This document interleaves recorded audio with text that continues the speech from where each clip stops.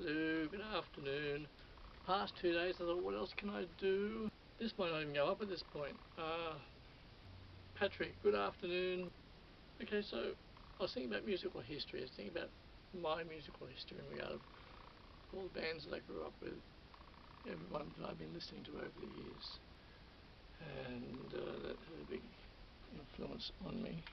Back in about 2008 on Facebook, back in about 2008, I wrote out my, I think it was somewhere around 2008, I wrote out my musical history, my complete music, or it could have been 2007. I wrote out musical history, everything that I've been influenced by throughout the years, I wrote it out. And I thought, and musical history, which I have referred to a couple of times, bits and pieces of it.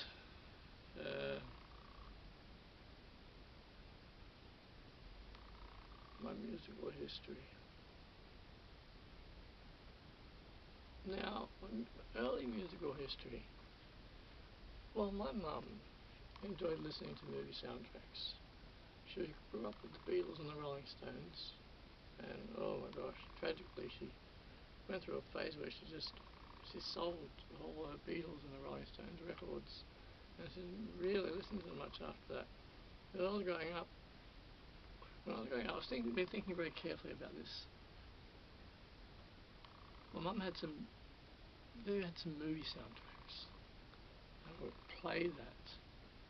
One of the first records I ever had was Rumpelstiltskin, children's thing. I bought it from a second-hand store somewhere in the 70s. I used to play it until it got.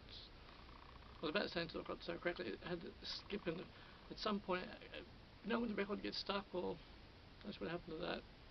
But I think it was The Sound of Music.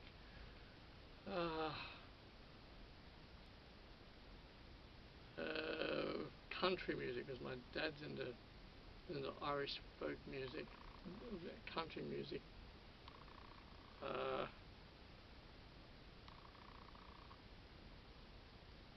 Because I remember some particular occasions in the car, and it had the old-fashioned tape system, and a cassette tape. It had all the gold and country hits on it. And I listened to that in the car. I listened to it. West Virginia and Rhinestone Cowboy and the likes.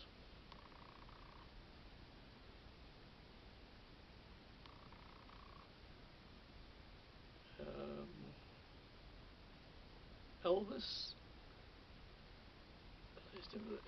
Elvis. I was listening to Elvis at home. Edith Piaf. And what else? Mum liked some of Roy Rogers, and I'm 40 degrees in this. I'm 40 degrees. I've got to. Okay, that's a little bit better. I was just 40 degrees in that. It's instant air conditioning. I listened to a lot of children's things when I was growing up, obviously.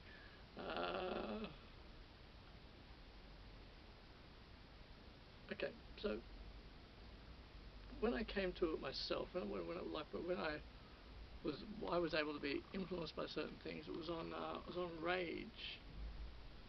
It was on MTV and Rage, because Rage started in 1987, just after MTV started, right? And I remember seeing Radio Birdman on Rage, and Iggy Pop, and the Stooges clips, probably Black Flag, a lot of Motorhead. I say probably a lot of Black Flag because some of the things I saw I didn't really comprehend them too well. I just thought, oh, they're interesting. Henry Rollins is interesting, even though I don't really know who he is. And Deep Purple, swag of Deep Purple clips, Led Zeppelin, Motorhead, like 10 and Rage was very fond of playing all a lot. But everything that caught my attention, I mean, there was Aretha Franklin. Rage played everything, and Black Sabbath stuff. A lot of Black Sabbath.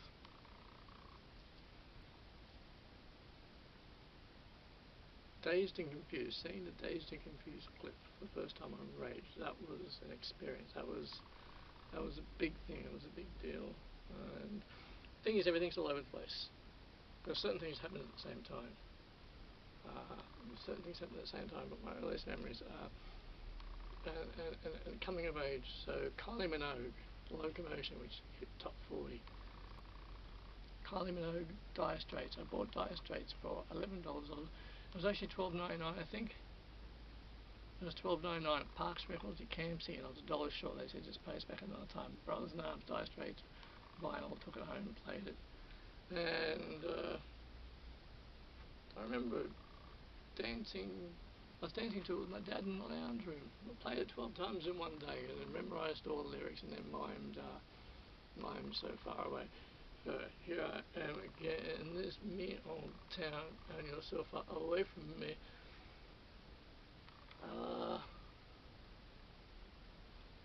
I bought Tina Turner Private Dancer, but maybe that was about the second record. But in between that, I bought Madonna Like a Virgin.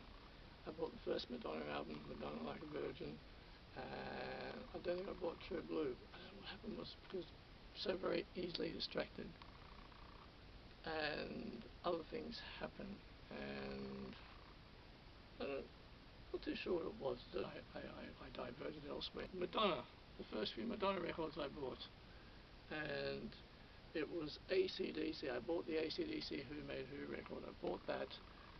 AC/DC Who Made Who, and then I bought, this really is all over the place a little bit, just in regard to the very beginnings. I just remember something else too as well. Now, writing down notes make me a bit, right, early memory. I was about 13, got on my push bike. I rode down to Campsie, cycled to Campsie Library, which used to be at the council chambers in those days, Campsie Library. And it's back in the day. Remember when they had the plastic envelopes, the plastic slips, and you had the cassette inside it? I went down to Campsie Library, and I was flicking through all the music they had there, because I was curious about it. And I came across the Iron Maiden album covers. They had Peace of Mind. I think they had Peace of Mind at that point. They had Killers. They had Number of the Beast. And I was like, I'll borrow those. And I saw Iron Butterfly, because Iron Butterfly was next to Iron Maiden. And I used to see stuff like Supertramp and Split Ends, Midnight Oil. Always fascinated by Midnight Oil. I love Midnight Oil, by the way. Actually, Midnight Oil coming here in April. Yeah, I've never seen Midnight Oil live. Met Peter Garrett in 2012. Drunk. I met him. Top bloke. Very nice. I was so drunk. I met him at the Factory Theatre at Marrickville. Standing in the queue. I'd been drinking throughout the night with some friends. I was standing in the queue at the Factory Theatre, and something and I was 8 feet away, maybe 9 feet away from where I was selling the tickets. And I was just standing there. There's a queue. I was standing around. I'd been drinking, and for some reason I turned around. Just for some odd reason I turned around. I was like, oh. He was very gracious. He was very nice. And I was like, and I said, I grew up listening to your music. And I was so drunk. I said, you're an Australian icon. And he was very humble and very gracious. He grinned. He had some friends with him. Gosh, it could have been the rest of the band. I don't know. I'd been drinking. I don't know if I'd been drinking homemade whiskey with a friend before that. I'm not too sure. Whiskey or something like that. I was a bit out of it. He had some people with him, and he was very nice to me. I spoke to him I sang to him. I sang to him for 5 seconds. I was like, up there on the platform, speaking to the generals. He was grinning at me, and I shook his hand. He extended his hand. I introduced myself to him. I said, have a good night. And Peter Garrett's really cool. And so Campsie Library. I went home with the Number of the Beast, Iron Maiden. Okay? And I remember putting it in my cassette player. And I had excitement. Put it in my cassette player, it came on. I had two minds about it. I didn't like it. And I was thinking if I was actually going to say this. I had two very distinct minds about it when I heard Iron Maiden for the first time. Well, on cassette because I'd been seeing so many clips on Rage. And I thought, this is fascinating. I think I like this. And the flip side, that was like, what the hell is this? This is evil. This is the devil's music. To the point where I think I said to my mum, I think she was hanging clothes on the line that day, and I said, Mum, what do you think of this? And I think she said, oh, it's okay. She didn't have much of an opinion about it. She just said, oh, it's okay. And I thought, no, this sounds evil. This is the devil's music. And my other mind was like, ooh, this is fascinating. And on and off during that day, I would keep listening to bits and pieces. I would listen to it, but I was intrigued by it. I found it appealing somehow.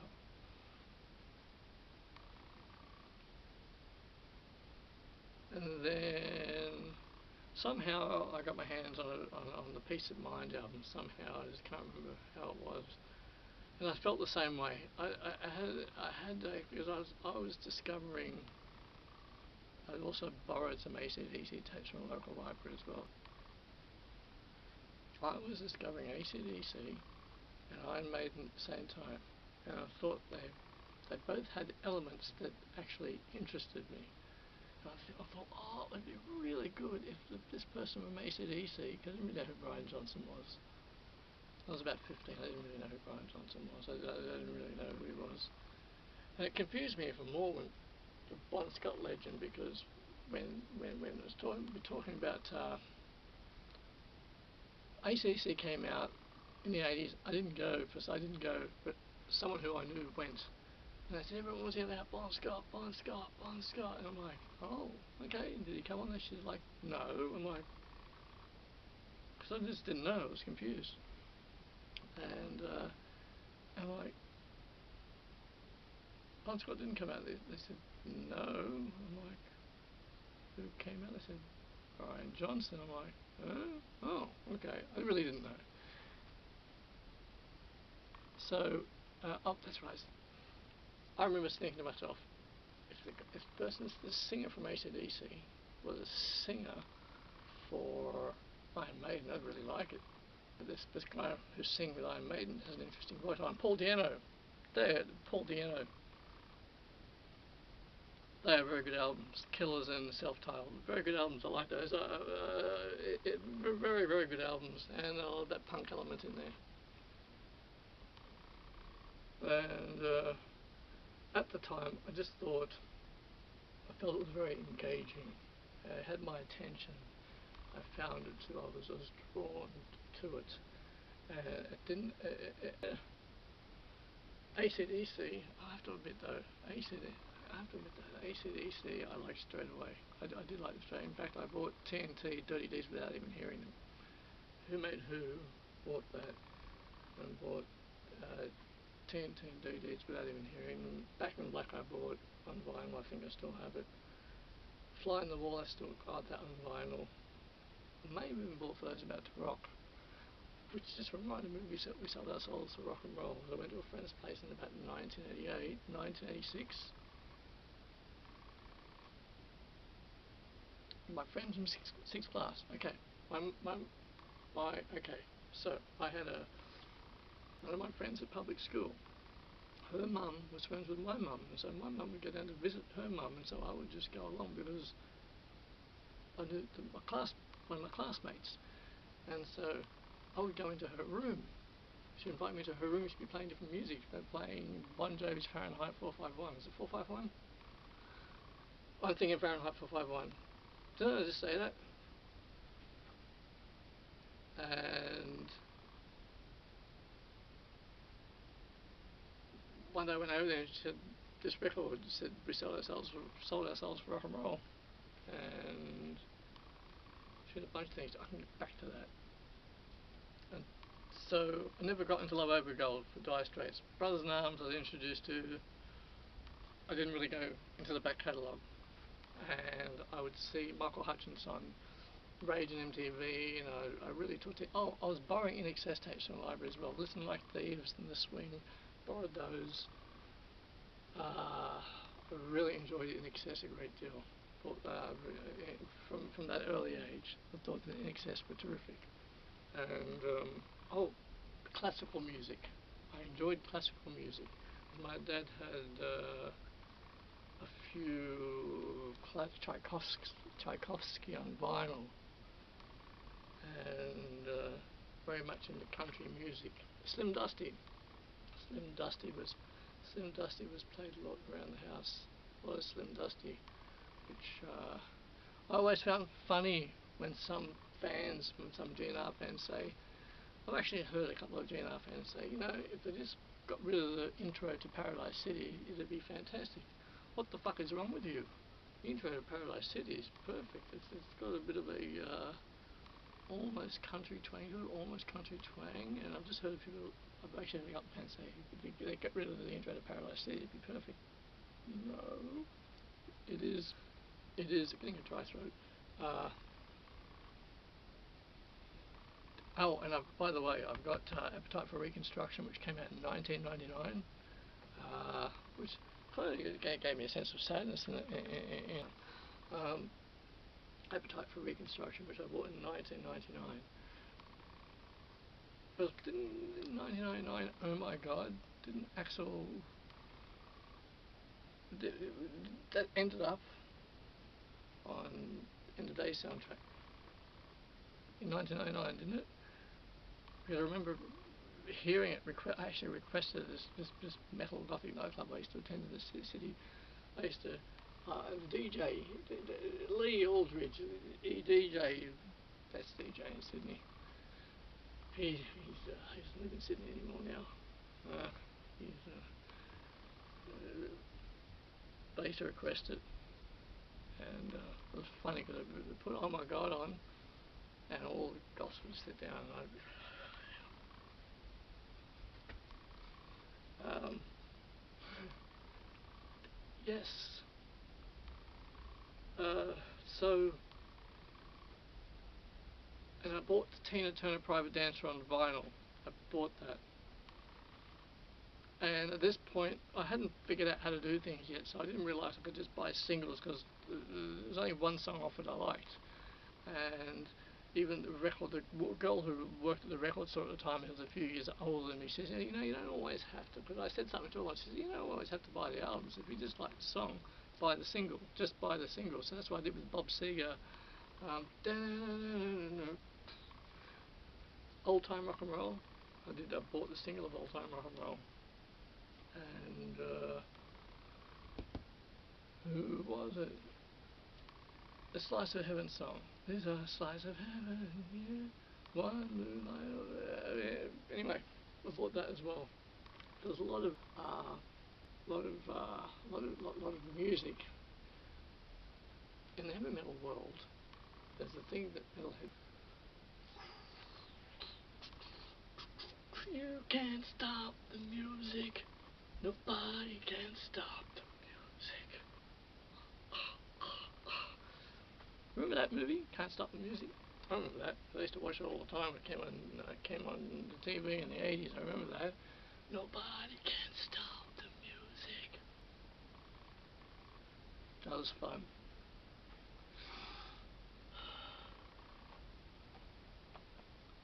And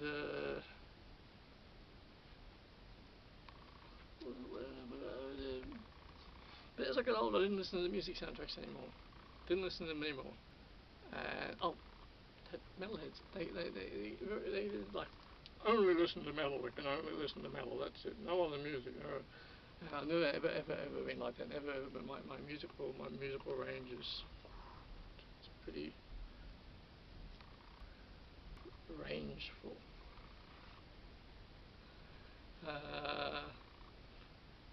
And also Michael Jackson. Not a big, or not a big phase, because I've always loved Michael Jackson, who was innocent. Check out Razor Fist, Michael Jackson Revival. Now, Michael Jackson, yes, never gotten Thriller. Bypassed Thriller completely, never got it. Listened to it years later, can't get into it. Maybe the title track, one or two other songs, I can't get into it. Bad, yes, loved Bad. And in the early 90s, oh, I'm skipping ahead here, I'm going to go all over the place because things are just triggered. Michael Jackson, mid-90s, big phase, bad and dangerous. And before he, yeah, I was going to say before he went, how shall we say, he was doing his very certain thing after that, which many people would find to be eccentric. He lived a certain lifestyle. And you do have to take, well, I was going to say you do have to take that into consideration, but what I was talking about is that he was being what many people might call eccentric. Leave it at that. Now, the early years of growing up, in the teenage years, so there was Kylie Minogue, John Farnham. John Farnham was huge. John Farnham, stuff like Depeche Mode and all that 80s retro, or which wasn't retro then. You had Bananarama, Tiffany, and Dio, Ronnie James Dio, Black Sabbath. It was when I was, as I said before, getting back to when we used to visit I used to go down with my mum, right, to visit her friend, and her daughter was one of my classmates. She used to invite me into her room and I'd sit there. And she'd play me Bon Jovi, she'd show me all the vinyl, she'd just bought all this vinyl. And she had AC/DC, and she had AC/DC, she had Led Zeppelin things from the Doors, she had Motorhead, and she played me Bon Jovi, she played me Led Zeppelin, she played me the Creeping Death EP. And then she said, "Do you want to hear some really cool shit?" And I said, "Sure." And so she put on Rain in Blood. And I was like, what the fuck? I was like, and at exactly the same time I loved it. Loved it. For about 30 seconds I was like, what's this? What is this? Well, I became overwhelmed by it, and in about 30 seconds later I'm like, oh, this is fantastic. And there was no breaks. Like, she played it all the way through on a very loud volume. I highly advise that for the first time that you hear Rain and Blood, have it on a very loud volume. And she lives in a standalone house, so crank it up. And that was an experience. Hearing Rain and Blood for the first time at a very high volume was definitely an experience. Now, high school, metalheads. The metalheads were very not generous to me. One eventually was, but I was sort of looked down upon by other metalheads in high school. They weren't favourable toward me. They didn't share things or offer things to me. I was made fun of in that regard. So I would see other school kids walking towards me in the corridor with Iron Maiden and with Van Halen, my gosh. In fact, I was introduced to Roth and Sammy at the same time. Was I? Or it's just blurry now. Roth. It's Roth all the way, of course. Roth. Yeah, okay, look, Sammy has Sammy's voice, but Roth is the ultimate showman. Roth is the ultimate show-off frontman. That's what you want, isn't it? Roth. It's Roth. It's Roth. Yeah, Sammy wishes that he was half the showman that Roth is. No, he does. Roth. It's Roth all the way. Well,